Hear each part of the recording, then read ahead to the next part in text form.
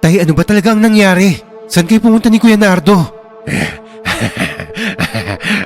Tay naman, sagutin yung tanong ko. Saan ho kayo pumunta at paanong nawala si Kuya Nardo? Alvin, huwag mo nang pilitin magsalita ang tatay mo. Nakikita mo naman ang kondisyon niya. Wala na siya sa tamang pag-iisip.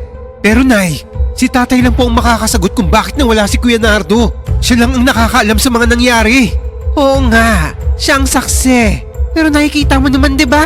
Kahit ang mga pulis, hindi kayang paniwalaan ang sinasabi niya. Baliw na ang tatay mo. Kaya paano niya masasagot ang tanong mo? Tanggapin na lang natin na hindi na babalik ang kuya mo. Wala na siya. Hindi siya nawawala. Andito siya. Nasa paligid lang natin siya. Tay, parang awa niyo na po.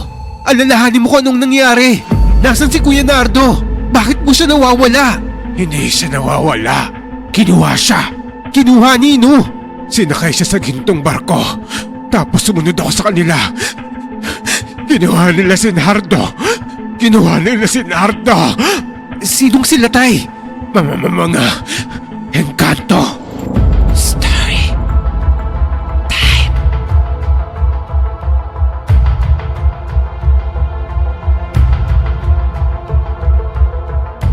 O si Alvin, tubong Samar. Pero matagal ako nanirahan sa Maynila dahil doon ako nakahanap ng trabaho. 26 years old ako noon nang mawala si Kuya Nardo. Nung una, hindi pa sinasabi sa akin ni nanay kasi sanay naman daw siyang nawawala si Kuya ng halos isang buwan at umuwi rin naman kasi to. Pero isang araw ay umalis si Kuya at isinama ang tatay namin. Mga ngaso daw sila sa gubat tapos kukuha na rin ng mga halamang gamot. Albularyo kasi ang kuya ko pero wala sa angka namin ang pagiging albularyo. May nakilala lang siyang matandang lalaki na nagturo sa kanya ng mga nalalaman niya sa panggagamot hanggang umabot ng isang buwan mahigit na hindi pa rin umuwi si Kuya at tatay. Si nanay naman ay kampante lang kasi kasama naman daw ni tatay si Kuya. Pero isang araw ay may dumating na mga pulis sa bahay at hinatid nila si tatay. Natagpuan daw nila si tatay na paggala-gala sa Gandara. Payat na payat, nanlilimahid sa dumi at tinubuan na ng mga bigote at balbas. Hindi na rin siya makausap ng maayos dahil laging tulala tapos biglang tatawa hanggang sa magwawala sa galit. Ang teorya ng mga pulis ay baka napalaban sila tatay sa mababangis na hayop sa gubat tapos si tatay lang daw ang nakaligtas. Maaaring nabaliw daw siya dahil sa trauma at sa sobrang gutom na rin. Hinanap nila si Kuya Nardo sa gubat pero kahit anong bakas niya ay wala silang nakita. Tol, marami na tayong napagtanungan tungkol sa kuya mo. Lahat ng kamag-anak niyo, mga kapitbahay natin, pati mga pulis, hindi nila matukoy kung nasan ang kuya mo. Hindi kaya totoo ang sinasabi ng tatay mo? Baka nasa biringan si Kuya Nardo? Bugoy naman. Hindi na tayo mga bata para maniwala sa mga urban legend na ganyan. Grabe ka naman. Tumira ka lang na matagal sa Manila. Kinakalimutan mo na ang paniniwala dito sa atin. Eh di ba nga, nung mga bata pa tayo, pangarap nating makapasok sa biringan.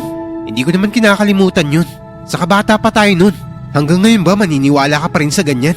Sa tanda mong yan, hindi mo pa alam kung alin ang totoo sa hindi. Pero tatay mo na mismo nagsabi. Sumakay sila sa magarang barko, tapos nakarating sila sa mayamang syudad. Malalaki ang building. Eh anong tawag mo dun? Hindi ba biringan yon? Bugoy, baka nakakalimutan mo. Wala nga sa tamang pag-iisip ang tatay. Kaya paano mo paniniwalaan ang lahat ng sinasabi niya? Hay, ewan ko sa'yo tol. Sige nga, lahat ng pinagtanungan mo, may nakuha ka bang sagot sa kanila? Di ba wala? Tatay mo lang ang nakakasagot ng mga tanong mo. Kaya bahala ka nga dyan kung paniniwalaan mo hindi. Ewan ko ba tol? Naguguluhan na ako. Hindi ko na alam ang gagawin ko. Hindi ko nga alam kung saan ako magsisimulang hanapin si Kuya. Eh di magsimula tayo doon sa lugar na pinuntahan ng tatay at kuya mo. Pumunta tayo ng Gandara. Tayo? Sigurado ka? Sasamahan mo ako? Hanip ka naman tol. Ano ba tong ginagawa ko ngayon?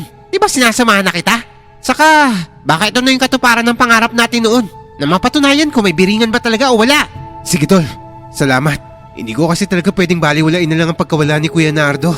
Alam mo namang dalawa lang kami magkapatid. Tapos si nanay, gabi-gabi na lang umiiyak sa pag-aalala.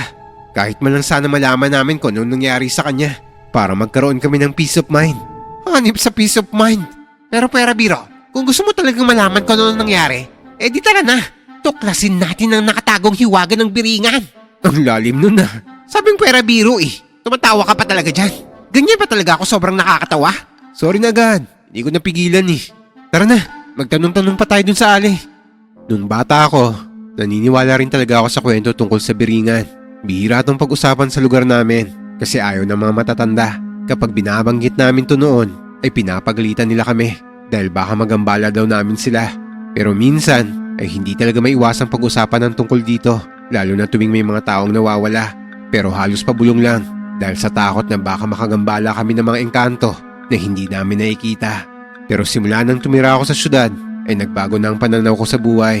Ayoko nang maniwala sa mga bagay na hindi ako sigurado kung may katotohanan ba o wala. Pero ngayong nawawala si Kuya Nardo, wala na akong ibang pagkakapitan pa kundi ang maniwala sa mga ganito.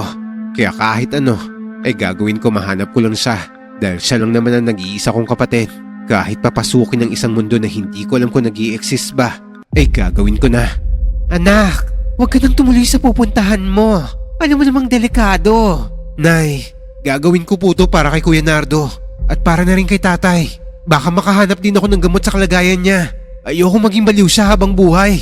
Paano kung matulad ka sa kuya mo o kaya sa tatay mo? Ayoko mawalan pa ng isang anak, Alvin. Baka hindi ko nakayanin pa. Mababaliw na rin ako pag nawala ka pa. Nay naman, hindi ko naman pababayaan ang sarili ko. Pangako po, babalik ako sa inyo ng buo at matino ang pag-iisip. Gusto ko lang talagang malaman ko ano ang nangyari kay kuya. Ayaw niyo po bang mahanap ko siya? Gusto siyempre, pero baka kunin ka rin nila.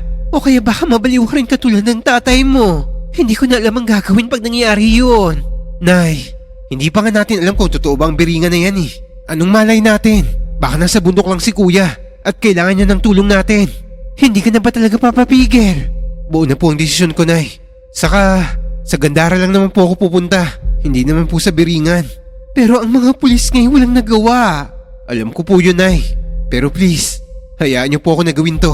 May magawa man lang ako para kay kuya. Sabi nila, kapag nakita mo ang biringan, huwag kang kakain ng itim na pagkain nila. Tapos kapag alam mong mapapahamak ka, umuwi ka na lang dito. Maliwanag ba, Alvin? Opo, Nay. Pangako. Huwag po kayo maglala, Chang. Ako pong bahala kay Alvin. Bugoy, siguraduhin mong mag-iingat kayo at makakauwi pa kayo rito. Opo, Chang. Akong bahala. Bumiyahe kami ni Bugoy papunta sa Gandara dahil sa lugar na to huling pumunta sila kuya at tatay bago sila nawala. Isang buwan bago nahanap si tatay at halos isang buwan na rin ang paghahanap namin kay kuya. Ang sabi ni nanay ay pabalik-balik naman sa Gandara si kuya dahil madaming mga halamang gamot doon. Ang huling balik ni kuya sa Gandara ay noong magkasama sila ni tatay. Pagkatapos nito ay hindi na siya nakita pa. Mabuti na lang pinayagan din ako ni nanay gawin to. Kaya naman ang araw ding to ay bumiyahe na kami ni Bugoy papunta sa Gandara. Pagdating namin dito ay nagtanong-tanong kami sa mga residente sa pag-aasang may makakapagturo kung nasaan si Kuya Nardo. Baka po nakita niyo ang kuya ko o baka nakikilala niyo po to. Ito po ang picture niya. Nardo po ang pangalan niya. Nako, sa dami ng dumadayo dito. Ay, hindi ko na matandaan ang mga mukha nila. Yung daan po papunta sa biringan. Alam po ba niyo? Walang ganyang lugar dito. Sa iba na lang kayo magtanong. Teka, bay! Sandali! Bakit mo ba naman kasi tinanong ang tungkol sa biringan? Tol, nung hindi ka pa nakakauwi sa atin ay marami nang nagpupunta dito para ipagtanong ang kuya mo. Pero walang nakakilala sa kanya. Kaya bakit hindi na lang natin ipagtanong ang lokasyon ng biringan? Para hindi tayo nagsasayang ng oras. Pero nakita mo naman yung reaksyon ng lalaki, di ba? Parang nawirduhan sa atin eh. Bigla na lang tuloy umalis. Nawirduhan ba o natakot? Baka natakot ka mo. Kasi ayaw na ayaw nilang binabanggit ang tungkol sa biringan. Ay nako, ako nga rin duda na sa lugar na yan. Hindi ko alam kung paniniwalaan ko hindi ang biringan na yan. Baka ganun din sila dito. Mas kilala nila ang bayan nila kaysa sa atin, no? Wala kang magagawa kundi maniwala. Kasi huling pag-asa na natin to para mahanap si Kuya Nardo. Kaya halika na, magtanong na tayo kung nasan ang daan papuntang biringan. O kung may portal ba rito patagos doon. Alam mo ikaw, lagi mong sinasabi na naniniwala ka sa biringan. Pero lagi mo rin binabanggit. Mukhang bibig mo no? Yung iba nga halos takot na sabihin ng lugar na yan. Dahil baka kunin sila ng engkanto. Eh di ba nga, pangarap nating mapasok ang lugar na yun. Kaya bakit ako matatakot? Paano kapag nabaliw ka katulad ni tatay? Eh di wag na lang natin pasukin. Kapag nakita natin at napatunayang may biringan nga, eh di umuwi na tayo. Ang importante, nalaman natin na hindi sinungaling ang tatay mo. Eh para saan pang paghahanap natin kung hindi natin papasukin yun? Eh di para mapatunayan nga na totoo ang biringan at pati ang sinasabi ng tatay mo. Napakakulit po naman eh. Paulit-ulit. Langya ka naman tol. Nandito tayo para hanapin si Kuya Nardo. Biringan man o siya ang makita natin, ang pinakamisyon natin ay maiuwi si kuya. Kaya kung magpapakita ang biringan sa atin, hindi ako magdadalawang isip na pasukin yun. Uy, naniniwala na siya bigla sa biringan. Psst! Mga Noy! Hoy! Mga Noy! Nagulat kami pareho ni Bugoy na may sumitsid sa amin. Paglingon namin, ay nakita namin ang isang matandang babae na kinakawayan kami. Nasa gilid siya ng bahay at parang nagtatago. Ale, bakit po? Ano nga ba ang hinahanap nyo? Yung bang hanapan ng nawawala? Opo, hinahanap namin ang sinasabi nilang biringan. Psst! Ano ka ba? Bakit ang lakas ng boses mo? Hinaan mo lang at baka magpakita pa sila. Sino pong sila? Maknang, common sense naman tol. Itatanong mo pa. Obvious naman. Eh di mga engkanto. Mas mabuting sa pagsanan kayo maghanap. Dahil mas malapit doon ang lokasyon ng hinahanap nyo. Maraming portal dito sa amin. Pero ang pinakamalapit sa biringan ay ang pagsanghan. Doon natatanaw ang isla nila. Eh bakit po ba kayo bumubulong? Kapag napag-uusapan ang tungkol dyan, ay lalo silang nagpapakita at nangunguha ng tao. Mas mabuting hindi na sila pag-usapan pa para hindi na rin sila magpakita. Kaso naawa naman ako sa kasama mong nawawala ng kapatid. Salamat po, Nay. Kahit paano, alam namin kung saan kami magsisimula. Dumiretso na kami sa bayan para magtanghalian. Matapos namin makakain at makapagpahinga saglit, ay bumiyahe na kami papunta sa pagsanghan. Pagdating namin dito, ay ipinagtanong din namin kung saan ba matatagpuan ang biringan. Pero ayaw makasama ng mga tao sa amin. Ang iba'y umiiwas sumagot at ang iba naman ay sinasabing wag na naming hanapin dahil baka mapahamak lang kami. Ang iba naman sa napagtanungan namin ay hindi naniniwalang totoo ang biringan. Wala yatang patutunguhan itong paghahanap natin. Kita mo, maraming hindi naniniwala sa biringan. Ako pang nahihiya sa pagtatanong mo eh. Grabe ka tol, ikaw na nga tong tinutulungan eh. Saka, nandito na rin lang tayo, eh di tuloy na natin. Kakarating lang natin eh. Susuko ka na kagad? Tapos ang sabi pa nila, nasa gubat daw ang portal. Eh mahahanap ba natin yung kung nandito tayo sa bayan? Hindi nga natin alam kung may hinahanap pa ba tayo. Kung totoo bang nag-i-exist yung biringan na yan. Nagsasayang lang yata tayo ng oras eh. Anong nagsasayang ng oras? Ginagawa natin to para sa kuya mo eh. Oo na. Saan tayo ngayon? Sa gubat ba? Sigurado kang may portal ng biringan doon? Ang kulit. Sinabi na ngang meron daw. Biringan baka nyo? Nako, huwag niyong hanapin ang nawawala. Kasi kahit kailan, hindi nyo makikita ang ayaw magpakita. Umuwi na lang kayo. Grabe ka naman tatang. Nakakagulat naman ho kayo. Bigla kayong sumusulbot sa likod namin. Buti hindi ko kayo nasapak. Teka, may nalalaman po ba kayo tungkol sa biringan? Wala pang nakakapasok dyan na nakakalabas ng buhay. Kung meron man, siguradong baliw na ang taong yon. Kaya kung ako sa inyo, umuwi na kayo. Huwag nyo nang gambalain ang mga ayaw magpahanap. Tatang, yung tatay at kuya ko po kasi bigla silang nawala ng higit 1 buwan. Pagkatapos noon, yung tatay ko lang yung nakabalik pero wala na siya sa tamang katinuan. Ang kuya ko naman ay nawawala pa rin hanggang sa ngayon. Kung nakabalik ang tatay mo at naging baliw, malamang napatay na ang kuya mo o baka isa na siya sa kanila. Sinasabi ko na sa inyo, iho, umalis na kayo rito. Tatang, hindi ako naniniwala sa biringan pero wala na akong choice. Kahit ang mga pulis ay sumuko na sa paghahanap sa kuya ko, pero gusto ko pa rin siyang hanapin at magbaka sakali na baka totoo nga ang biringan. Tulungan naman po niyo kami. Gusto ko lang pong mahanap ang kuya ko, pati na rin ang luna sa sakit ng tatay ko. Tatang, sige na po, maawa na kayo. Mahirap po mawala ng kaanak nang wala man lang sagot kung bakit sila nawala. Pagbigyan niyo na tong kaibigan ko. Kung talagang mapilit kayo, sumama kayo sa akin. Doon natin pag-usapan yan. Dinala kami ng matanda sa bahay niya. Nakita namin dito ang isang lalaking nakakadena ng mga paa para tong wala sa sarili niya. Iyan ang anak ko. Aksidente ang pagkakatuklas niya sa biringan. Nawala siya ng halos kalahating taon. Nung magbalik siya, ay sobrang dungis at napakapayat niya na. Tapos wala na rin siya sa katinuan. Ang mukhang bibig niya noon ay ang magarang syudad at gintong barko. Gintong barko? Sino naman ang gagawa ng isang gintong barko? Ang sabi nila ay may sumusundo daw ng gintong barko sa mga taong napili nilang imbitahan. Ang barkong yon ay lumilitaw lang kapag gabi. Saan po ba banda lumilitaw ang barko? Malamang sa pantalan. Kaya ang mabuti nating gawin ay abangan natin ang barko sa may pantalan. Saang pantalan? Eh ang dami nun. Yan ang hindi ko alam. Dahil kahit ako, hindi ko pa nakikita ang gintong barko na sinasabi ng anak ko. Sige po tatang, kami na lang po ang maghahanap. Mauna na po kami para hindi kami gabihin sa daan. Mag-iingat kayo. Kung makabalik kayo at mahanap mo ang gamot sa tatay mo, sana maalala mo rin ang anak ko. Makakaasa po kayo. Kung may lunas man ako matagpuan, sasabihin ko rin po sa inyo. Naglakad na lang kami ni Bugoy papunta sa munisipyo para magtanong kung saan ang daungan ng mga bangka. Wala naman kasi kaming makitang tricycle na pumapasada rito. Habang naglalakad kami, ay panay ang kwentuhan namin ni Bugoy. Hanggang sa mapansin na lang namin na wala nang mga bahay sa dinadaanan namin. Teka Bugoy, nasaan na yung mga bahay? Hindi ko alam. Sinusundan lang naman natin yung daan papunta sa munisipyo nila. Kasi doon tayo magtatanong kung saan ang daungan ng mga bangka rito. Naligaw na yata tayo. Pero matandain ako sa lugar eh. Imposible namang maligaw tayo rito. Maglakad-lakad na nga tayo. Pucha, kinikilabutan ako sa iyo eh. Pero wala na nga kahit isang bahay rito ah. Yun na nga, hindi pa naman malayo yung paglalakad natin. Pero pati yung bahay ni Tatang hindi ko na matanaw. Saka hindi mo ba napapansin? Ibang-iba na yung lugar na to. Hindi kaya hinigop tayo ng portal? Imposible namang biringan to. Ang sabi nila mayamang syudad yun. Eh ito puro puno lang ang nandito. Tol, hindi lang naman ang biringan ang mahiwaga sa lugar na to.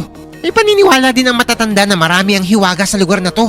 Minsan ay may mga lugar na bigla na lang sumusulpot pero hindi man parte ng pagsanghan. Teka Bugoy, wala na tayo doon. Ibang lugar na nga to. Tol, huwag ka nga manakot. Kung wala na tayo sa pagsanghan, nasan tayo? Hindi ko na rin alam. Ayoko sanang maniwala sa mga kababalaghan. Pero na mga oras na to, iba na talaga ang pakaramdam ko sa lugar. Iba na kasi ang itsura nito. Naglaho na ang mga bahay. Pati yung arko papasok sa bayan ay wala na rin. Sigurado kasi ako na habang naglalakad kami ni Bugoy ay natatanaw ko pa yon. Pero kumurap lang ako, biglang nagbago ang paligid. Para kaming nasa ibang dimensyon na nito. Kanina pa tayo paikot-ikot dito. Pero parang hindi tayo nakakaalis. Kanina pa kasi natin nadadaanan tong punong to eh. Pansin mo ba? Oo, mukhang napapaglaruan tayo. Baliktarin natin ang mga damit natin. Tapos magpahinga muna tayo saglit. Buti naisip mo yan, Tol. Nakalimutan ko na yung paniniwala na yan eh. Sa nangyayari sa atin ngayon, talagang maaalala ko lahat ng mga bilin ng lola ko noon. Kung sa bagay, buti na lang mapuno rito. Kaya peres ko maski papaano. Kaso, kanina pa ako nauuhaw eh. Sumandal muna kami sa isang malaking puno hanggang sa makaidlip kami. Nagising na lang kami na may tumapik sa balikat namin. Bumungad ang mukha ng isang babaeng nasa 50 ang edad.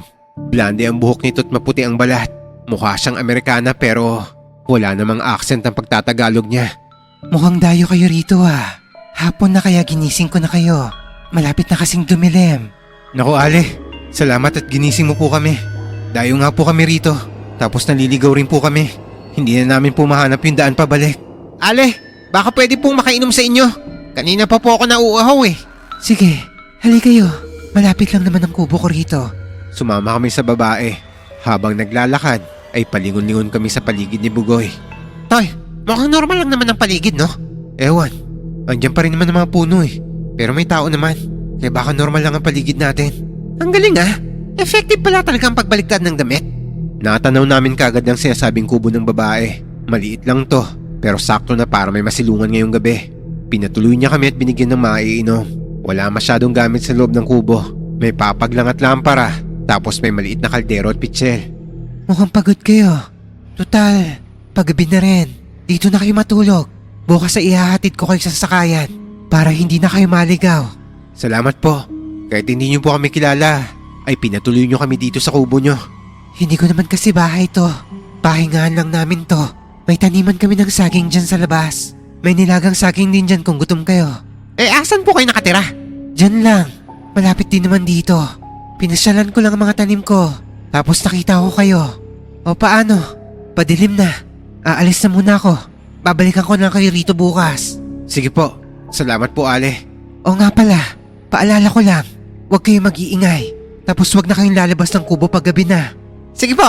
Sigurado naman pong sa sobrang pagod namin ay mapapasarap po ang tulog namin dito. Pagkaalis ng babae ay sumilip ako sa bintana. Nagtaka pa ako kasi nawala kagad yung babae. Hindi ko na lang binanggit kay Bugoy yung tungkol dito dahil baka naman kung saan lang sumot yung matanda kaya hindi ko na nakita kung saan dumaan yon. Kinain na lang namin ang nilagang saba na iniwan ng babae tapos natulog na kami ni Bugoy. Walang unan at kumot sa kubo pero ayos lang kasi ang importante ay may nasilungan kami. Hanggang sa kalagitnaan ng gabi ay nakarinig ako ng malakas na ingay. Mga sasakyang bumubusina at makina ng mga motor para bang katabi lang namin ng National Highway. Naisip ko nga nito na baka naman malapit lang dito ang daanan at hindi namin mahanap-hanap yun kanina ay dahil naiengkanto kami. Hindi ko na lang to pinansin dahil antok na rin ako. Hoy, Tol! Gising! Bakit ba? Tumingin ka sa bintana para makita mo. Madilim pa sa labas. Matulog ka muna dyan, Bugoy. Bumangon ka na. Ang ingay ng paligid. Parang ang daming sasakyan. Baka sa kalsada lang yun.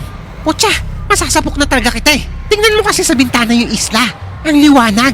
Baka yun na yung biringan. Dahil sa sinabi ni Bugoy, nagising ang diwa ko. Bumangon ako at sabay kaming tumingin sa bintana. Namangha ako sa nakita ko dahil nagliliwanag ang islang natatanaw namin mula sa kubo. At parang doon ang gagaling ang mga ingay ng sasakyan na naririnig namin. Saka parang ang lapit-lapit lang din ng isa sa amin. Sa sobrang liwanag nga nito ay naaaninag namin ang malalaki at magagandang building. May tore pa to na punong-puno ng ilaw. Tingin mo tol, yan na kaya ang tinatawag nilang biringan? Mukhang yan na nga, Bugoy. Hoy, teka, saan ka pupunta? Sa likod ng kubo malapit sa dagat. Baka doon dumadaong ang gintong barko na sinasabi ni Tatang kanina. Teka, huwag mong sabihing sasakay ka kapag dumating yung barko. Ano pang silbi na nandito tayo kung hindi natin gagawin yun? Hoy, teka, sandali, sasama ako. Lumabas kami ng kubo at naglakad patungo sa gilid ng dagat. Mula dito ay natatanaw pa rin namin ang liwanag ng isla. Manghang-mangha kami ni Bugoy sa sobrang ganda ng isla. Ilang minuto rin kaming nakatayo rito para abangan ng barko. Pero walang dumating. Bakit walang gintong barko? Di ba ang sabi nga ni Tatang, sinusundo lang daw nito yung mga naimbitahan. Hindi naman tayo imbitado eh. Akala ko pa naman mapupuntahan ko ng si Kuya Nardo. Pupunta ka talaga sa biringan? Malamang, para mahanap ko si Kuya. Bakit? Ayaw mo na bang tumuloy? Hindi naman sa ganon. Kaso paano kung mabaliw din tayo? O hindi na tayo makauwi? May intindihan ko naman kung ayaw mong sumamay. Ako na lang ang hahanap sa kanya. Teka, Alvin, tingnan mo yung isla. Nagsimulang mamatay ang mga ilaw sa isla hanggang sa tuluyan na itong dumilim. Nawala na rin ang tunog ng mga sasakyan. Natahimik na ang buong paligid. Kaya bumalik na kami sa kubo para matulog. Pero halos hindi na kami dalawin ng antok dahil sa nasaksihan namin. Hindi ako makapaniwala pero nakita ng dalawang mga mata ko ang paglitaw ng sinasabi nilang biringan. Kinabukasan ay maagang dumating ang babaeng may-ari ng kubo. Sinundo niya kami para hindi na kami maligaw sa daan. Habang naglalakad ay sinabihan niya kaming huwag mag-uusap. Kaya tahimik lang kaming tatlo. Nagmamasid-masid naman ako sa paligid. Wala akong nakikita mga bahay maliban sa kubong tinuluyan namin. Ilang saglit lang ay may natatanaw na akong arko. May mga bahay na rin sa bungad. Dumiretso lang kayo at wag muna kayo mag-uusap hanggang sa marating niyo yung mga bahay. Doon po ba? Sige po, maraming salamat po. Natigilan ako ng paglingon ko ay wala na ang babae. Iginala ko ang paningin sa paligid, pati na yung mga pinanggalingan namin. Pero wala nang bakas na natira. Wala ang maraming puno na mistulang gubat. Ang naroon na lang ay isang sementadong kalsada at puro mga bahay. Tol, paanong... Shhh! Halika na! Hinila ko na lang si Bugoy at nagpatuloy kami sa paglalakad. Sinenyasan ko siyang tumahimik hanggang sa makarating kami sa mas madaming mga bahay. Hanggang sa marating namin ulit ang bahay ni Tatang.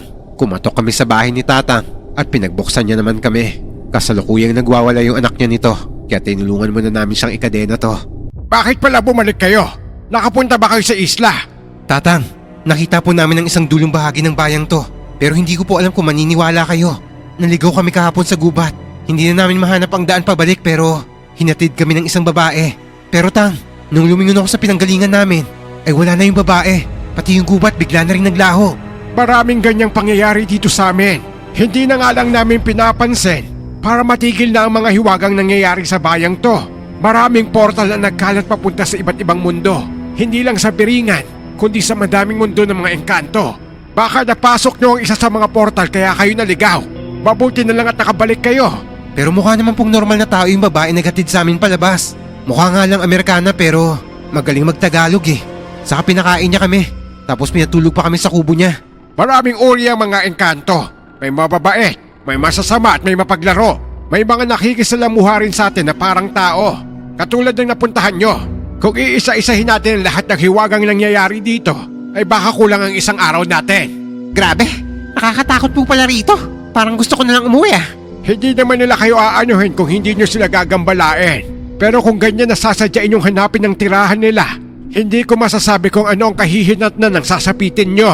Tatang, may kilala po ba kayong bangkero na pwedeng maghatid sa amin dun sa isla? Tutuloy pa rin kayo? Naku, hindi na po. Uuwi na lang kami. Di ba Alvin? Uuwi na tayo. Hindi, pakaramdam ko. Malapit na ako kay Kuya Nardo.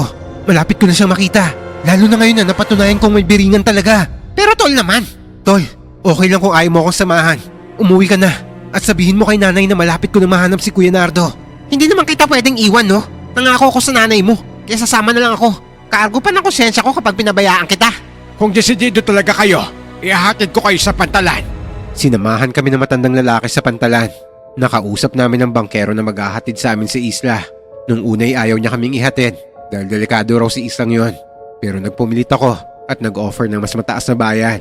Walang nagawa ang bangkero kundi ihatid kami. Pero bago kami pumalaot ay bumalik muna kami ng bayan at bumili kami ni Bugoy ng isang tent na kasya kaming dalawa. Bala kasi namin mag-overnight sa isla dahil alam namin gabi lang lumilitaw ang biringan.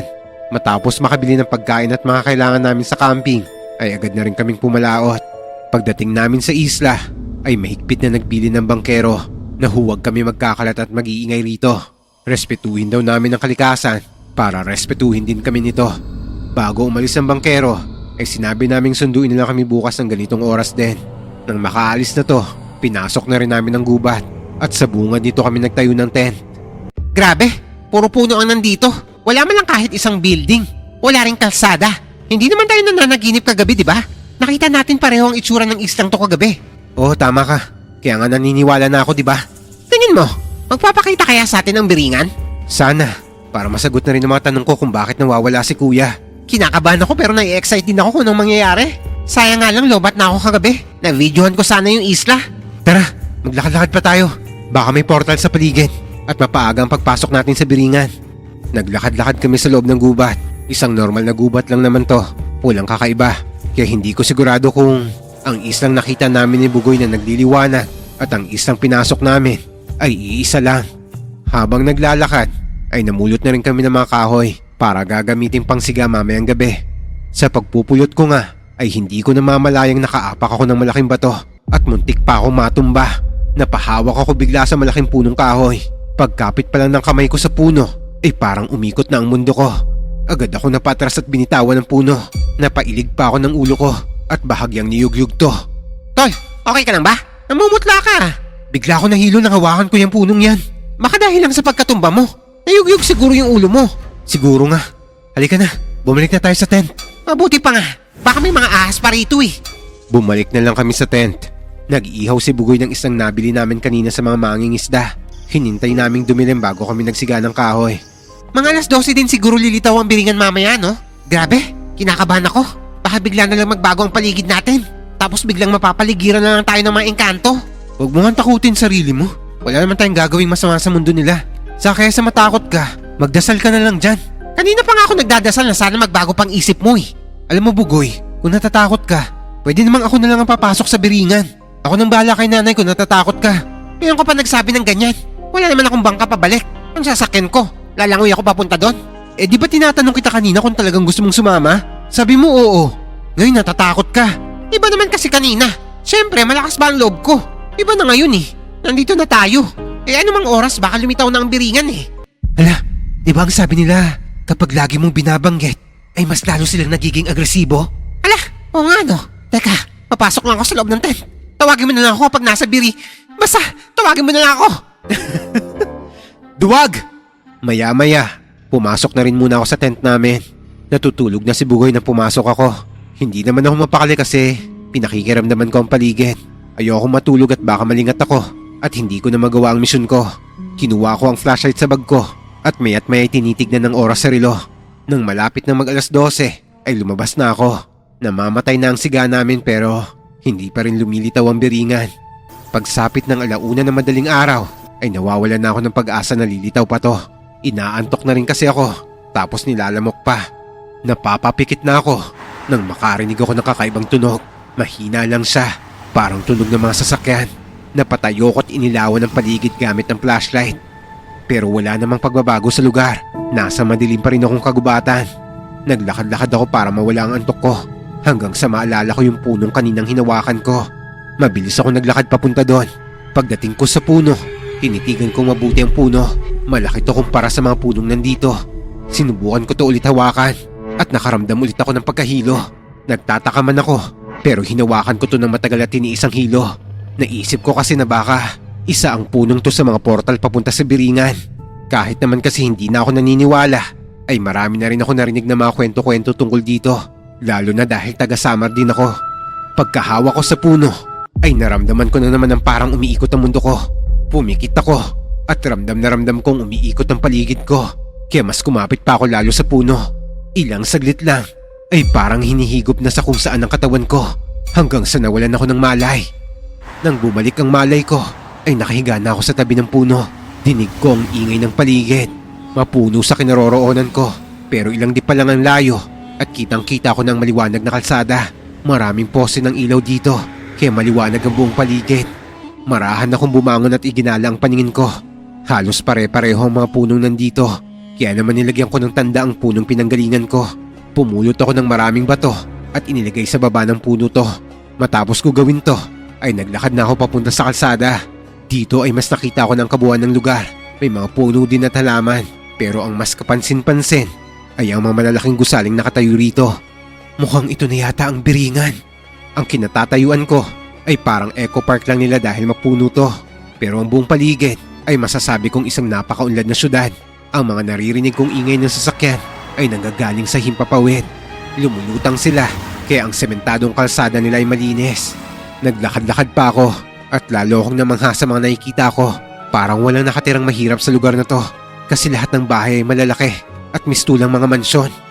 Hanggang sa hindi kalayuan ay nakatayo ang isang matayog na tore na punong-puno din ng ilaw.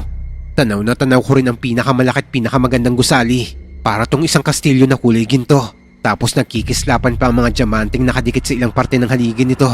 Wala akong ibang naririnig na ingay maliban sa mga sasakyang naglulutangan sa taas. Hindi ko rin alam kung saan ako pupunta dahil napakalawak ng lugar na to. Saan kaya natin sisimulang hanapin si Kuya Nardo? Napatapik na ako sa noo ko nang maalala kong hindi ko nga pala kasama si Bugoy. Naiwan siya sa tent at ako lang ang nahigop ng portal. Natigilan ako nang makarinig ng mga yabag kaya mabilis akong tumakbo papasok sa kakahuyan. Nagtago ako sa malaking puno at bahagyang sumilip kung ano yon. Nakita ko ang mga kalalakihang nakapila na parang sundalong nagmamarcha. Pare-pareho ang mga magagara nilang damit. Maputi at mapusaw ang kanilang mga balat. Tapos ang buhok nila ay kakulay ng buhok ng mais. Para silang mga sundalo ng mga royal blood. Habang namamangha ako sa sabay-sabay nilang paglalakad, ay hindi sinasadyang mapatitig ako sa mukha ng lalaking nasa gitna ng linya. May nag-iba man sa kulay ng balat niya at nawala man ang itim niyang buhok, ay hindi ako pwedeng magkamali. Kilalang kilala ko kung sino to. Si Kuya Nardo. Kaya alam kong siya ang lalaking nakikita ko. Gusto ko siyang tawagin ng mga oras na to, pero pinigilan ko lang ang sarili ko. Madami kasi sila at ayokong mapahamak ako kung hindi ako mag-iingat. Nagtago ako sa mga puno at halaman, pati na sa mga poste ng ilaw. Palipat-lipat habang sinusundan ko sila. Sa awa ng Diyos ay hindi nila ako napansin hanggang sa makarating ako sa harap na magara at napakalaking kastilyo. Kusang bumukas ang malaki at kulay gintong pintuan nito. Bago magsara ang pinto ay mabilis akong pumuslit papasok. Nagtago ako sa malalaking ribulto at hindi ko alam kung anong ribulto to. Pero ang buong atensyon ko ay nakay Kuya Nardo lang. Mistulan silang mga kawal base sa kilos nila. Walang ano-ano ay lumabas ang isang napakaganda at eleganteng babae. Mahaba ang blonde niyang buhok, kumikislap sa kaputian ng kanyang balat at napakaamo ng mukha niya. Para siyang isang anghel na bumaba sa langit, lalo na't napakaputi ng kanyang damit. May gintong korona sa ulo niya. Niyukuran din siya ng mga lalaki, kaya naisip kong siya ang reyna sa lugar na to. Hanggang nagsalita ang babae sa wikang hindi ko maintindihan. Pati ang boses niya ay napakalambing at nakakaakit. Kinurap-kurap ko ang mga mata ko bago pa ako tuluyang maakit sa kagandahan ng babae. Pumikit ako ng mariin at nagdasal sa isipan ko. Diyos ko, huwag mo hayaan na mahulog ako sa patibong ng mundong to. Tulungan mo ako, Diyos ko. Pagmulat ko ng mata ay muli akong sumilip sa pinagtataguan ko. Nagsasalita pa rin ang babae pero hindi ko natinignan ang mukha nito, lalo na ang mga mata niya. Nang makita kong tapos na silang mag-usap ay sasalisin na rin sana ako palabas. Pero bago pa ako makarating ng pinto ay sinalubong na ako ng dalawang engkanto. Hinawakan nila ako sa magkabilang balikat at kinaladkad papunta sa reyna nila. Magaling. May bumisita sa atin. Sakto para sa handaan mamaya. Bitawan niyo ako. Wala akong balak na magtagal sa mundo niyo. Patawarin niyo ako kung pumasok ako na walang pahintulot. Huwag kang mag-alala. Ihahatid ka namin pabalik. Pagkatapos ng handaan, ikaw ang magiging bisita namin pandangal. Ha? Natutuwa po ako malaman na welcome ako sa mundo niyo. Kahit paano ay nakakapagsalita sila sa wikang naiintindihan ko. Kinaladkad ulit ako ng engkantong may hawak sa akin, pero agad silang pinahinto ng babae. Tratuhin niyo ng maayos ang bisita. Dalhin siya sa handaan mamaya. Binitawan nila ang braso ko at hinayaang maglakad na mag-isa. Dinala nila ako sa isang napakagandang silid na kahit kailan sa buhay ko ay hindi ko pa nagagawang mapasok. Mas maganda at mas elegante pa to kumpara sa napapanood kong 5-star hotel sa TV. Iniwan nila ako dito para makapagpahinga. Tinignan ko ang oras sa relo ko pero hindi to umaandar. Kahit anong pitik ang gawin ko sa relo ay hindi to gumagana. Makalipas lang ang ilang saglit ay bumalik sila sa silid at niyaya ako sa kanilang handaan. Pumasok kami sa isang silid na may napakahabang mesa. Marami na sila dito pero napakatahimik ng paligid. Nag-uusap sila pero hindi malakas ang kanilang mga boses. Formal ang handaan nila at kahit ang mga mukha nila ay formal din. Hindi silang umingiti. Mayaman nga ang mundo nila pero hindi ko kakayaning tumira kahit saglit lang dito dahil napaka-boring tumira sa mundo nila. Habang naglalakad ay tinitignan ko isa-isa ang mga nakaupo sa mababang mesa. Sa kanang bahagi ay nakita ko ang matandang albularyong si Kaambo. Siya ang nagturo kay Kuya Nardo kung paano manggamot. Katabi niya si Kuya Nardo na hindi man lang tumitingin sa akin. Pinipigilan ko pa rin ang sarili ko na kausapin siya kasi natatakot akong baka magalit sila sa akin. Sinundan ko lang ang dalawang sumundo sa akin hanggang sa makarating kami sa pinakaharap. Nandoon ang mesa ng Reyna at pinaupo nila ako sa tabi niya. Hiwalay ang upuan nito at may dalawang taga-silbi siya sa magkabilang gilid. Inuutusan niya ang mga to na pagsilbihan ako. Sobrang kaba ang nararamdaman ko ng mga oras na to. Lalo na't kaming dalaw lang na magandang babae ang magkaharap. Kinausap niya ako sa napakalumanay at malambing na boses. Anong pangalan mo? At paano ka nakapasok sa mundo namin? Paumanin po. Hindi naman ako magtatagal. Hindi niyo na po kailangan malaman ang pangalan ko. Kung ganon, irerespeto ko ang gusto mo. Sagutin mo lang ang tanong ko. Paano ka nakapasok? At ano ang kailangan mo rito? Salamat po. Aksidente po ako nakapasok rito. Nahawakan ko po ang isang portal at hinigop ako papasok dito. At isa pa, hinahanap ko rin po ang kuya ko. Kaya sadyang hinahanap ko po talaga ang mundo nyo. Pinapangako ko sa'yo, tutulungan kitang hanapin siya mamaya. Kumain muna tayo. Sinenyasan ng babae ang mga taga-silbi niya para pagsilbihan ako.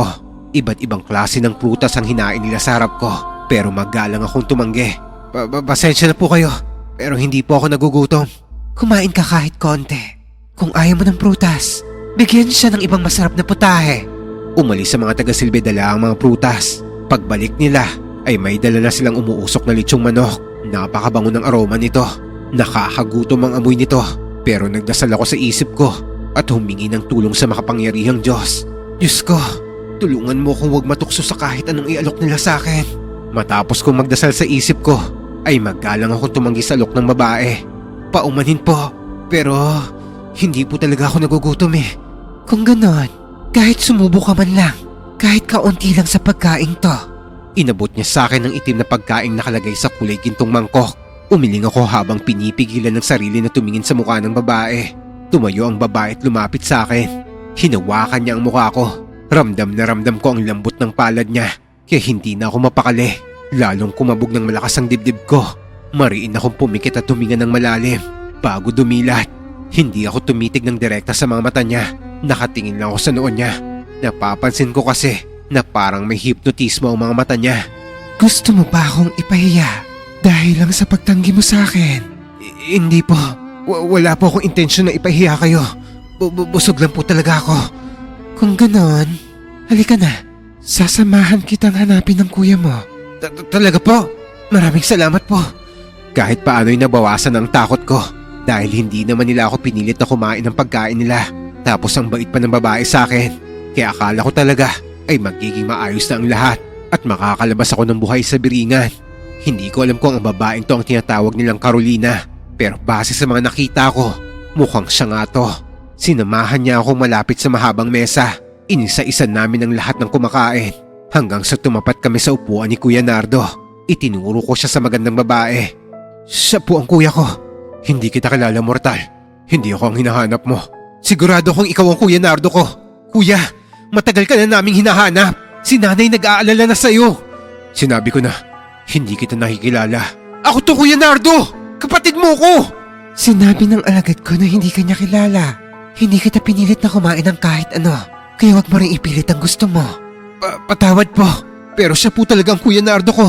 Ang pinakaayaw ko sa lahat ay ang ginugulo ang handaan ko. Kaya ikinalulungkot kong sabihin, kailangan kitang hatulan Pansamantala kang ikukulong habang pinag-iisipan ko kung anong magiging hatol ko sa'yo. Patawad po. Hindi ko gustong manggulo. Bumubugso lang po ng damdamin. Dahil sa sobrang lungkot at sena makita ko ulit ang kuya ko na matagal ko nang hinanap. Ang mga mapangahas na pumasok na walang imbitasyon ay may parusang nakalaan. Mabait pa ako sa'yo kanina, pero mukhang inabuso mo. Parang awa niyo na po. Gusto ko lang naman pong makita at makausap ang kuya ko. Ikulong niyo siya at bukas ay malalaman natin ang parusang dapat sa kanya. Kuya Nardo! Kuya! Kapatid mo ko! Ako si Binoy! Kuya Nardo! Ang pangalang binanggit ko ay palayaw ko nung bata pa ako na matagal ko nang hindi ginagamit. Nakita kong kumurap ng isang beses si kuya kaya alam kong kilala niya pa ako. Pero kahit anong sigaw ko ay hindi niya ako nililingon.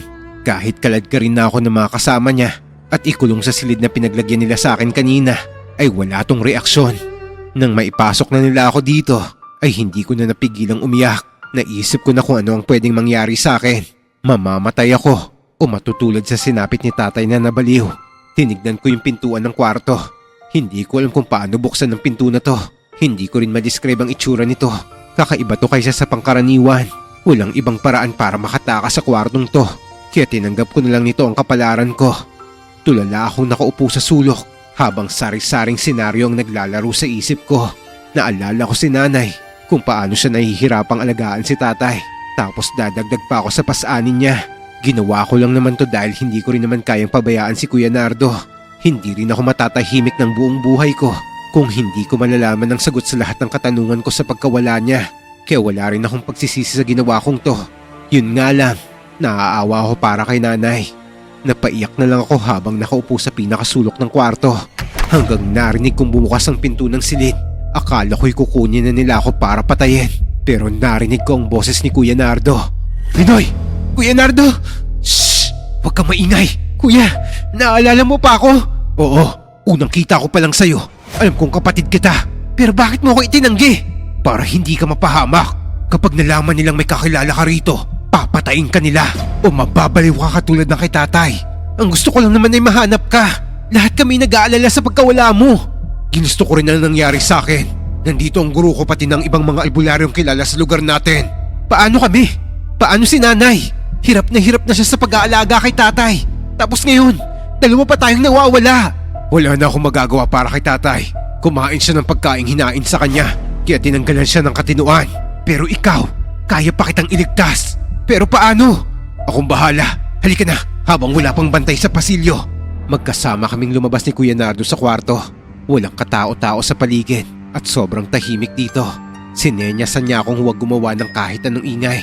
Kaya kahit sa paghakbang ay ingat na ingat ako. Nang makalabas kami sa kastilyo ay hinila niya ang kamay ko. Nagtago kami sa malalagong halaman hanggang sa makarating kami sa mapunong lugar. Binoy, kapag nakalabas ka sa mundong to, huwag ka nang babalik pa. Paano ka kuya? Kaya nga ako pumunta rito dahil gusto kong iuwi ka. Para naman hindi na mag-alala si nanay. Sabihin mo kay nanay na huwag na siyang mag-alala dahil masaya ako rito. Masaya ka nga ba talaga? Bakit pumayag ka na maging isa ka sa kanila? Para mabuhay si tatay at makabalik sa inyo. Kaso nakabalik nga siya pero tinanggalan siya ng katinuan. Mabuti nga ikaw, hindi ka nalinlang ng kagandahan at kabaitan ng babaeng yon. Sino ba siya? Huwag mo nang alamin pa para hindi ka mapahamak. Sige na, umalis ka na. Hindi ako aalis nang hindi ka sumasama sa akin. Hindi dito ang mundo mo. Binoy, bukas ay papatayin ka nila. Kaya umalis ka na. Hindi ka nila bubuhayin pa. Pero paano ka? Hindi na ako makakabalik pa. Ang mahalaga ay ikaw. Ikaw na ang bahala kila nanay at tatay. Ikaw na lang ang meron sila. Kaya sige na, bumalik ka sa lugar na dinaanan mo papasok dito. Kuya, kahit magpakita ka man lang. Kahit saglit lang kasi miss na miss ka na ni nanay. Andito sila! Andito ang taksi! Bilisan mo na, Binoy! Takbo! Kuya, mag-iingat ka! Tumakbo ko ng mabilis at nagtago sa malalaking puno. Hindi ko alam kung paano hahanapin ang punong lagusan dahil halos magkakapareho lang ang lahat ng nakikita ko. Lumingon ako kay kuya at nakita ko siyang nakikipaglaban sa mga engkantong kakaiba ang itsura. Iba-iba din pala ang mukha ng mga engkanto sa biringan. Ang unang nakita ko ay mapuputit, gwapo't magaganda. Pero ang mga kalaban ngayon ni Kuya Nardo ay may itim at malalaki ang katawan at weirdo ang mga itsura. Hanggang nagawa niyang patumbahin ang mga to. Hinabol niya ako at sabay kaming tumakbo sa kung saan. Kuya, nalilito ako sa dami ng mga puno. Pero nilagyan ko ng palatandaan ng mga bato ang punong pinanggalingan ko. May mga alam pa akong lagusan dito. Basta bilisan mo ang pagtakbo. Ayun sila! Huwag hayaang makatakas! Kuya, andyan na sila! Tumakbo ka! Ako nang haharap sa kanila! Sige, mag-ingat ka. Tumakbo ako palayo, pero palingon-lingon ako kay Kuya Nardo. Gusto ko siyang tulungan nito, pero alam ko namang wala akong magagawa. Kulang ang lakas at kalaman ko para labanan sila. Muli ay nakawala si Kuya sa mga humahabol sa amin. Sinundan niya ako at sabay muli kaming tumakas. Nakarating kami sa isang puno. Iba ang punong to kaysa sa portal na dinaanan ko. Binoy, sandali lang! Niyakap ako ng magpit ni Kuya Nardo, tapos tinapik niya ang balikat ko. Pinatong niya ang kamay niya sa ulo ko at umusal ng salita. Binabasbasan daw niya ako na sana'y hindi ako mabaliw, katulad ng ibang nakapasok at nakalabas sa biringan. Nasa ganitong tagpo kami nang umalingaw-ngaw sa paligid ang malakas na sigaw ng babae. Malamyos ang tinig nito, may lambing, pero punong-puno ng otoridad. Nardo! Nagtaksil ka! May pagkakataon ka pa para makabawi! Ibalik mo ang dayo sa akin! Binoy, sige na! Umalis ka na! Pero paano ka, kuya? Ayos lang ako! Sige na! Sumama ka na lang sa akin! Baka patayin ka nila! Halika na! Umuwi na tayo! Nandito na ang mundo ko, Binoy! Tao ka, kuya! Tao ka! Kaya halika na! Umuwi na tayo! Hinila ko si Kuya palapit sa malaking puno, pero nagmatigas siya. Inalis niya ang pagkakahawak ko at galit akong inutusan. Huwag nang matigas ang ulo, Binoy! Umuwi ka na! Hindi! Isasama kita! Baka patayin ka nila rito! Patay na ako, Binoy! Patay na ang katawang lupa ko! Kahit anong gawin ko, hindi na ako makakabalik sa atin! Ito na ang buhay ko ngayon!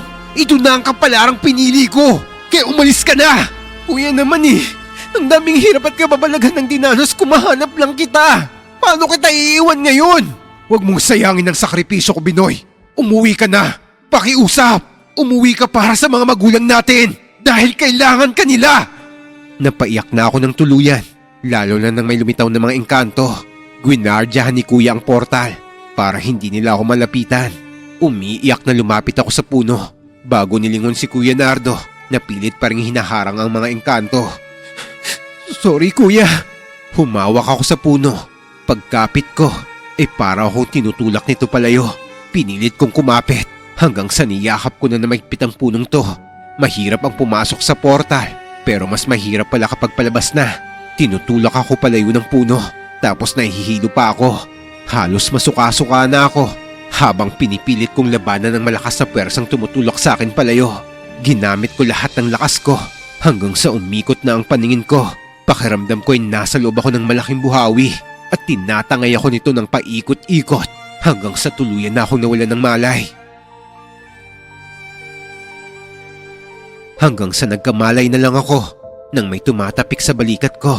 Nasa gilid na ako ng kalsada at nakahiga sa tabi ng isang punong kahoy. Tinatapik ako ng isang babaeng hindi ko kilala. Kuya, gising. Kanina ko pa napapansin na nakahiga ka dyan. Ang init-init eh. Mama, baka baliw siya. Shh! Tumahimik ka. Paano yung itsura niya?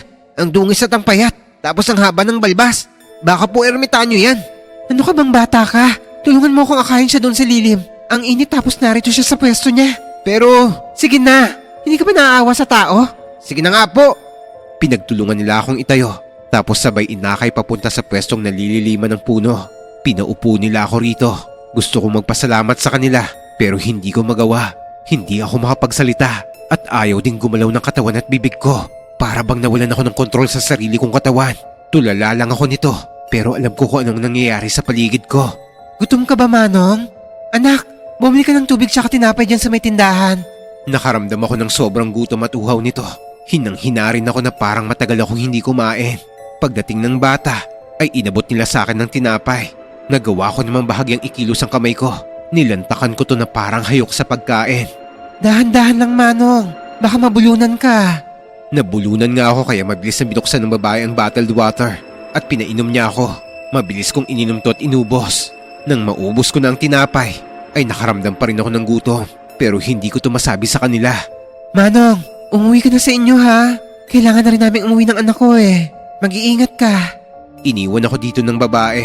Nanatili ako sa lugar na to na parang taong grasa. Gusto kong humingi ng tulong pero hindi ko magawa. Parang hindi ko makontrol masyado ang katawan ko. Kahit nga ang umiyak ay hindi ko rin magawa. Sa mata ng mga tao ay para na akong isang baliw. Pero magkaiba kami ng kalagayan ni tatay. Pati na yung anak ni tatang. Mga agresibo sila. At kung minsan naman ay tumatawa at umiiyak, nakakapagsalita sila. At makikita sa kilos at salita nila na wala sila sa katinuan. Pero ako, normal ang pag-iisip ko nito. Pero hindi ako makapagsalita. Kikilos lang ang katawan ko kapag kakain. Minsan nga kung saan-saan na ako dumudumi. Hanggang may mga taong naawa sa kalagayan ko. Kaya binibigyan nila ako ng tubig at pagkain. Pero nang mapansin nilang namamaho na ako, ay humingi na sila ng tulong sa barangay. Laking pasasalamat ko nang may tumulong sa akin na paliguan ako. Ginupit nila ang mahaba akong buhok at balbas. Isa rin to sa ipinagtataka ko. Ang alam ko kasi ay isang araw lang ako nawala. Pero bakit parang ang daming nagbago sa akin? Para bang isang buwan na akong naglaho. Ayan, wapo ka na ulit kuya. Ano bang pangalan mo? Taga saan ka? Gusto kong sumagot nito pero hindi ko magawa. Nakatulala lang ako. Kaya naman humingi na ng tulong ang barangay sa mga pulis para mahanap ang pamilya ko. Dito nila nalaman na matagal na akong hinahanap ni nanay. Mahigit isang buwan na raw akong nawawala. Nalaman ko rin na nasa bayan ako ng Gandara. Isinakay nila ako sa mobil at inihatid ako sa bayan namin. Laking tuwa ako na sa wakas ay makakauwi na rin ako. Pero hindi ko man lang magawang magpasalamat sa lahat ng taong tumulong sa akin. Nang makauwi na ako, ay sinalubong ako ni nanay. Umiiyak siya ng malakas habang tumatakbo pa sa lubong sa amin. Gusto ko siyang yakapin, pero ayaw talagang makisama ng katawan ko. Alvin, anak ko! Ang tagal kitang hinahanap! Bakit ang tagal mong nawala, anak? Ano nangyari sa'yo? Mrs., natagpuan po siya sa Gandara. Ilang araw daw po siyang nakahiga lang sa gilid ng kalsada. Binibigyan lang siya ng tubig at makakain ng mga residente. Tulala at wala sa sarili yan. Hindi po namin alam kung anong nangyari sa kanya.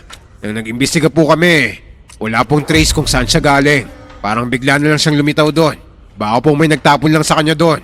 Ganyan din po ang nangyari sa asawa ko. Sinabi ko na kasing wag na siyang tumuloy. Pero ang tigas ng ulo. Ano pong ibig niyong sabihin, Mrs.? Hinahanap niya ang kapatid niyang kinuha ng engkanto. Gusto niyang pasukin ang sinasabi nilang biringan.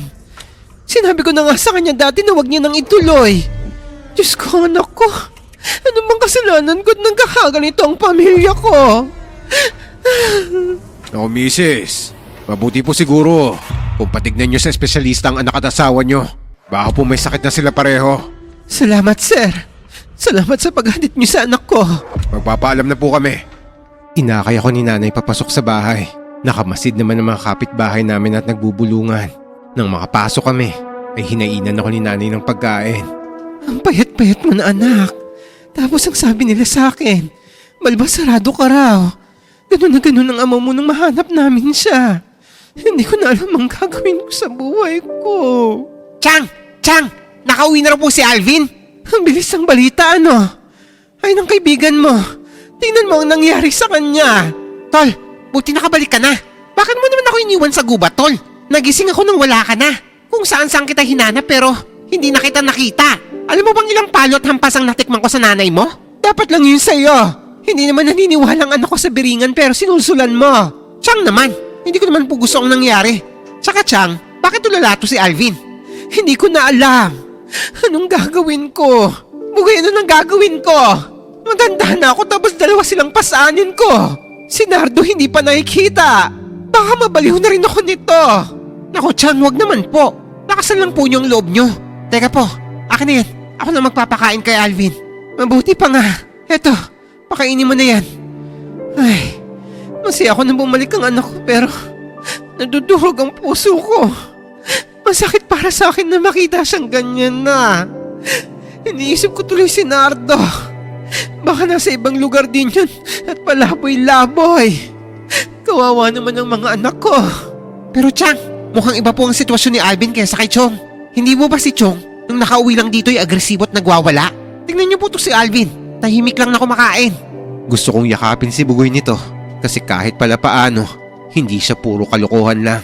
Mapagmatsyag din pala siya sa paligid niya at napansin niya ang kilos ko. Ang pinagdadasal ko lang ng mga panahon na to na sana ay bumalik na ako sa dati. Pero lumipas ang isang linggo na walang nagbago sa kondisyon ko. Alam kong nahihirapan si nanay pero Wala naman akong magawa. Pasalamat na lang ako kay Bugoy dahil tinutulungan niya si nanay sa tuwing paliliguan niya ako. Isa siyang tunay na kaibigan kasi kahit sa pinansyal ay tumutulong siya sa amin. Bugoy, pasensya ka na kung minsan ay masungit ako sa'yo ha. At nasisisi kita sa nangyari kay Alvin. Pagpasensyahan mo na ako. Alam mo naman ang pinagdadaanan ko. Wala po yun, Chang. Alam niyo, sinisisi ko rin ang sarili ko eh. Totoo naman ang sinabi niyo. Ako ang namilit kay Alvin na hanapin si Kuya Nardo sa Biringan. Kung hindi sana ako natulog nung gabing yun, baka napigilan ko ang mga nangyari. Wala na tayong magagawa, Bugoy. Nariyan na yan eh. Ang kinakatakot ko lang ay matanda na ako. Paano na ang mag-ama ko kung wala na ako? Lalo na si Alvin. Bata pa ang anak ko. Hindi man lang nakapag-asawang anak ko. Tiyang, tama na po. Naiiyak na rin ako eh. Kung hindi tulala tong si Alvin, tiyak na pagtatawanan ako nito dahil sa pag-iyak ko. Lahat ng usapan nila ay naririnig ko. Nalulungkot din ako sa nangyari pero wala man lang tumutulong luha sa mga mata ko. Ang hirap ipaliwanag ng sitwasyon ko. Para akong paralisado na hindi. Kasi nakakalakad naman ako kapag may umaakay sa akin. Nakakakain naman ako kapag may nakahaing pagkain. Pero mas lamang natulala ako. Kaya akala ng mga tao ay baliw na rin ako. Nang sumapit ang gabi ay pinahiga na ako ni Bugoy bago siya umuwi sa kanila. Si nanay naman ay inaasikaso si tatay na nagwawala na naman. May iniinom naman siyang gamot na nireseta ng psychiatrist. Kapag nakakainom siya nito ay kumakalma siya at nakakatulog. Kahit paano naman ay nakakahingi ng tulong si nanay sa DSWD para sa gamutan ni tatay. Pero kahit na may gamot na siyang iniinom ay hindi pa rin bumubuti ang kalagayan niya. Nang makatulog si tatay ay dito lang din nakapagpahinga si nanay. Naririnig ko siyang nagdarasal at umiiyak. Awang-awa ako sa kanya pero wala rin naman akong magawa sa sitwasyon naming dalawa. Nang makatulog na si nanay ay dito lang din ako nakaramdam ng antok. Pagpikit ko ng mga mata ko ay narinig kong may tumatawag sa pangalan ko. Parang galing to sa labas ng bahay. Kusang gumalaw ang katawan ko at naglakad ako palabas. Kung may makakakita nga lang sa akin ng mga oras na to ay iisiping naglalakad ako nang wala sa sarili. Diretso lang kasi ang lakad ko na parang isang tuod. Natatakot ako sa pwedeng mangyari sa akin pero hindi ko naman mapigilan ang mga paa ko. Patuloy lang ang pagtawag sa akin. Ang boses nito ay parang sa isang matandang lalaki. Alvin, sige lang. Paglakad ka lang papunta sa akin. Huwag kang matakot. Halika rito. Lakad lang, Alvin. Paulit-ulit na sinasabi yun ng tinik. Ako naman ay hindi makatanggi. Kaya patuloy lang ako sa paglakad. Papunta na ako sa dulo ng baryo at wala na mga bahay dito. Pakiramdam ko nito ay kinukuha na naman ako ng mga elemento. Kaya nakakaramdam ako ng takot. Naglakad lang ako ng naglakad hanggang marating ko ang puno ng tuod. Nasa paanan na to ng bundok at sa tabi nito ay nakatayo ang maliit na kubo. Nakapagtataka na may kubo rito dahil sa pagkakaalam ko ay walang may gustong tumira sa parting to dahil may paniniwala sa amin na maraming mga kababalaghan ang nangyayari sa lugar na to. Habang palapit na ako sa kubong nasa tabi ng tuod ay lumabas naman ang matandang lalaki para salubungin ako. May hawak siyang malaking lampara kaya agad ko siyang nakilala. Siya si Kaambo, ang guro ni Kuya Nardo. Maligayang pagdating, Alvin. Halika, tumuloy ka sa bahay ko. Inakay niya ako papasok sa bahay. Kahit paano'y nabawasan ng takot ko dahil kilala ko ang matanda na to. Mabuti siyang tao at marami na rin siyang nagamot noong aktibo pa siya sa pagiging albularyo. Pagpasok namin sa loob ng bahay niya ay nagulat ako dahil parang hindi kubo ang pinasok namin. Para akong pumasok sa loob ng isang mansyon dahil sa ganda at mamahalin ng mga kagamitan. Maluwang din ang bahay. Hindi katulad nung nasa labas ako. Para lang tong maliit na kubo na tirahan ng isang tao. Maraming naglalaro sa isip ko na gusto kong itanong sa matandang kaharap ko pero hindi ko pa rin magawang magsalita nito. Kainin mo ang prutas na to, Alvin. Huwag kang mag-alala. Makakatulong sa iyo ito. Isinubo niya sa akin ng prutas. Kusang bumuka ang bibig ko at kinain to. Pinadala ako ng Kuya Nardo mo para tulungan ka. Matagal na kitang pinagmamasdan at ngayon lang ako nagkaroon ng pagkakataong makalapit sa iyo. Buhay po ba si Kuya Nardo? Napahawak ako sa bibig ko nang magawa ko magsalita. Hindi makapaniwalang napatingin ako sa prutas na dala niya. Ubus na to at wala nang natitira pa. Pinarusahan siyang maging alipin at hindi siya pwedeng makalabas sa beringan. Kaya nakiusap siya sa akin na tulungan ka. Teka po, dahil ba sa prutas kaya bumalik ako sa normal? Oo, ito ang gamot na ginawa ko para sa'yo. Pwede po ba akong humingi para kay tatay at sa anak ni Tatang? Nabaliw kasi sila nang pumasok sila sa biringan. Pasensya na, Alvin. Hindi na kaya ng kaalaman ko na gamutin ang sakit nila. Ang nangyari sa tatay mo ay parusa ng mga engkanto sa kanya dahil sa pagpasok na walang pahintulot. Pero bakit po ako? Napagaling niyo naman ako ha. Iba ang kaso mo. Ang Kuya Nardo mo ang may gawa kaya natulala ka at hindi makapagsalita. Po, pero bakit? Ginawa niya yun para iligtas ka. Kaya nga hindi ka na hinabol at pinatay ng mga engkanto kasi hindi ka na nakakapagsalita. Hindi mo na maibubulgar ang mga nakita mo doon.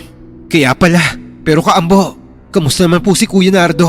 Hindi ba siya nahihirapan? Maayos ang kalagayan niya doon. Huwag ka nang mag-alala sa kuya mo. Ito pala ang agimat na ginawa ko para sa'yo. Para saan naman po to? Proteksyon mo yan na ginawa ko para sa'yo. Tuwing lumalabas ako sa biringan, ay lihim akong gumagawa ng isang agimat. Kaya natagalan din bago kita nagamot. Isuot mo yan para hindi ka na mahanap ng mga engkanto. Baka kasi kapag nalaman nilang normal ka na, ay balikan ka nila at patayin. Kinuha ko ang agimat at isinuot to. Nagpasalamat ako sa matanda dahil kahit papaano'y mababawasan na ang problema ni nanay.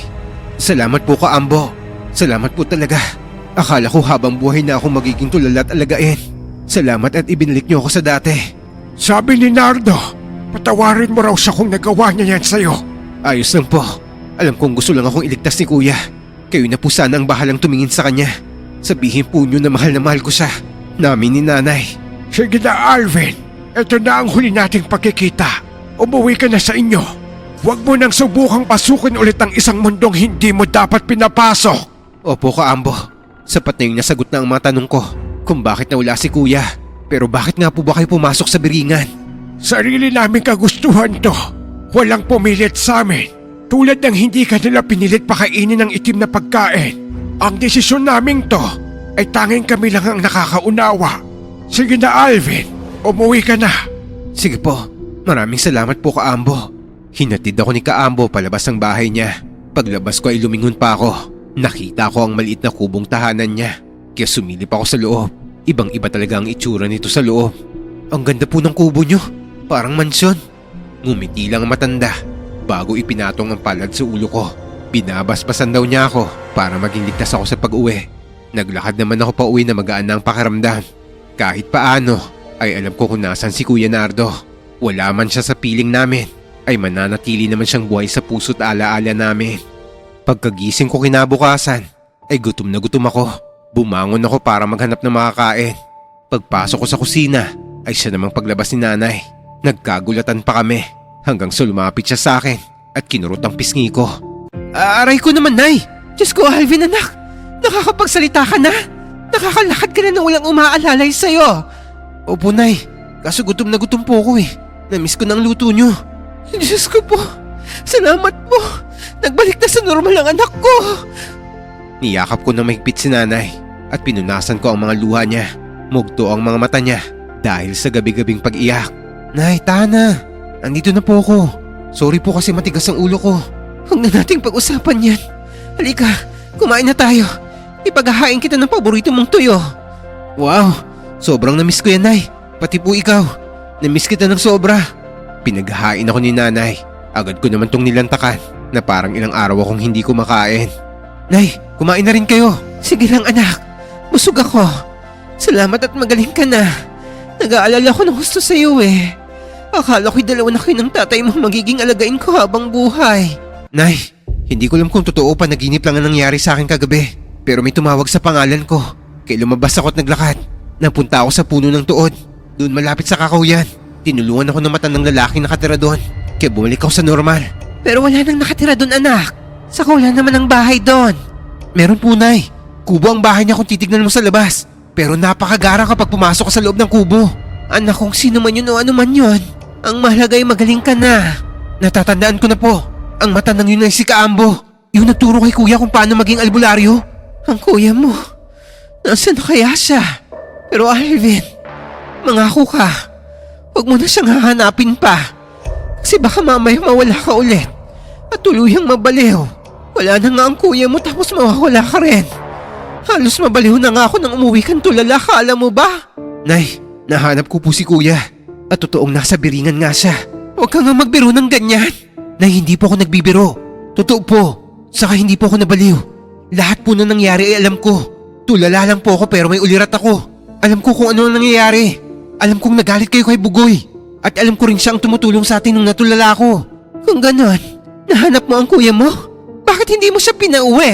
Alalang-alala na rin ako sa kanya. Nay, iba na po ang mundo niya. Masaya na po siya doon. Masarap ang kinakain nila. Nakatira siya sa magarang palasyo.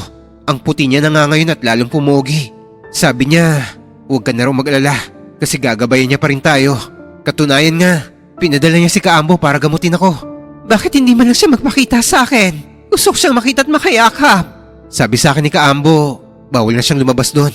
Parusa niya yun kasi tinakas niya ako pabalik dito sa mundo natin. Pero alam niyo po ba, kahit ganun ang nangyari, masaya po siya doon.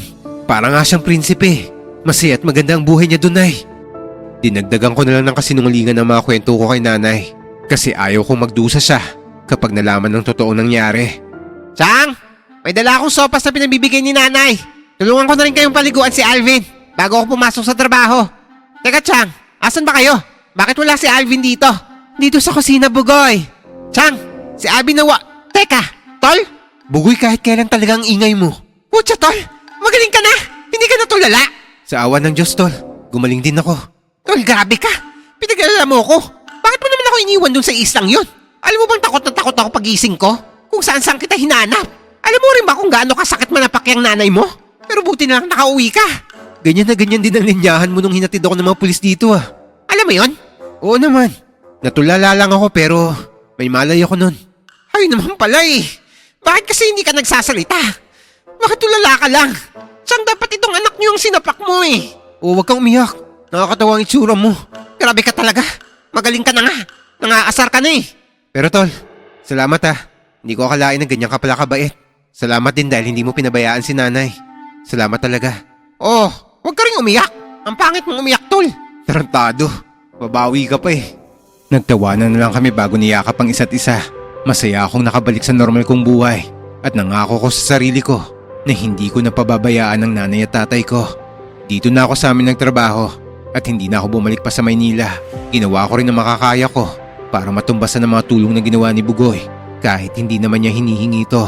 Pero sobrang pasasalamat ko rin talaga dahil siya ang naging kaibigan ko. Marami ang natuwa nang malaman nilang magaling na ako. Ang ilan sa mga kapitbahay ay nagtanong kung ano raw ba ang nangyari sa akin. Kung narating ko raw ba ang biringan. Pero hindi ko sila sinagot. Sinabi ko na lang na wala akong maalala. Ayoko kasi na mas dumami pa ang bulong-bulungan tungkol sa biringan. Baka kasi magambala ang mga nakatira doon at mahanap nila ako. Mukhang effective naman ang proteksyon na binigay sa akin ni Kaambo. Kasi hindi na ako nakaranas ng kababalaghan simula nang suotin ko to. Nagpabalik-balik ako sa puno ng tuod pero wala na doon ang kubo ni Kaambo. Ni walang bakas na may tinayong kubo doon. Madalas ko pang puntahan yung dati sa pag-aasang makikita ko ulit si Kaambo o ang Kuya Nardo ko. Umaasa ako na makakahanap sila ng gamot para kay tatay. Kaso hindi na sila nagpakita pa sa akin. Hanggang sa nakamatayan na lang ni tatay ang sakit niya sa pag-iisip. Sa ngayon ay may pamilya na ako at kasalukuyang nakatira sa Calbayog City.